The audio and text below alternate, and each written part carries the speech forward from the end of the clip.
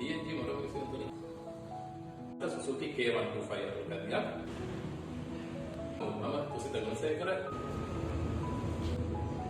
TNG motor mesin තුලින් අද මම ගෙනාව වසර අවුරුදු 4කට වඩා පරණ නමුත් අදටත් මහා මාර්ගයේ ඉතා අඩුවෙන් දකින්න තියෙන එකක්.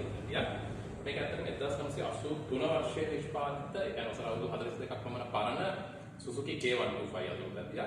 2 stroke single cylinder air cooled අශ්ව බල 10.5 එන්ජින් එකක්. එන්ජින් එකේ විශේෂත්වයක් වුණොත් මේක ඇත්තටම exhaust port දෙකක් එනවා. ඒ කියන්නේ silencer දෙකක් එනවා single cylinder උනාට. ඒ වගේම තමයි අද අපි දකින 2 stroke ඇතුළු පැතිවල කාබරේටර් බොහෝ වෙලාවට එන්ජින් බ්ලොක් එකට හෝ crank case එකට හයි වෙන manifold එකක් කරා රීවර් හරහා තමයි suction ගන්නෙ. නමුත් මේකේ එන්ජින් හවුස් එකට ඇතුළෙන් තමයි කාබරේටර් එක හයි වෙලා තියෙන්නේ. rotary disc valve system එකක් තියෙන්නේ.